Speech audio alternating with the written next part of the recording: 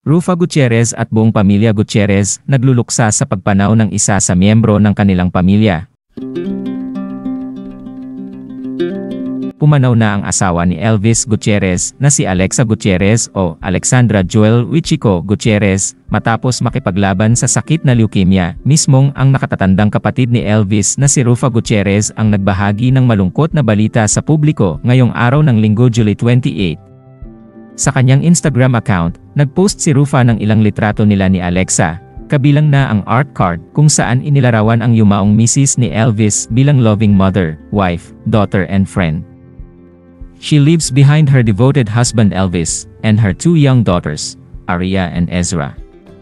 Please keep her and her loving loved ones in your prayers, as we navigate these difficult times. July 1, 1986, July 27, 2024. Ang nakalagay pa sa art card. Ito naman ang nakalagay sa caption ng IG post ni Rufa. I am still trying to process and accept that you are no longer with us. It's so hard, words cannot express how heartbroken and shocked I am. I love you so much, my beautiful, irreplaceable Alexa. You will forever be in my thoughts and in my heart. Until we cross paths again. I'll write more when able, ang mensahe pa ng aktres. Sa IG page naman ni Elvis, tanging ang sweet photo lamang nila ng pumanaw na asawa ang nakapost. Ilang oras na ngayon ang nakararaan.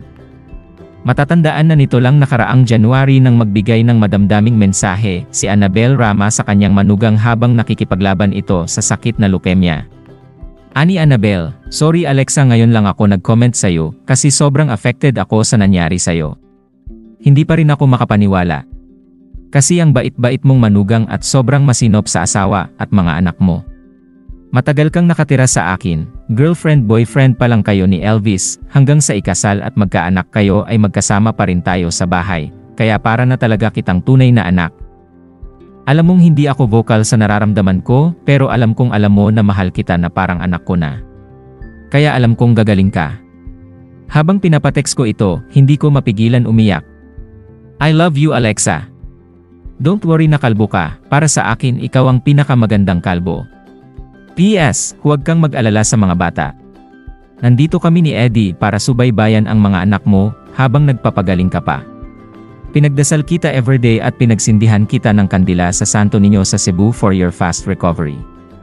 Agad naman bumuhos ang mga mensahe ng pakikiramay at pakikisimpatya sa naulilang pamilya ni Alexa at narito ang ilan sa mga naging komento ng mga kaibigan nila sa industriya.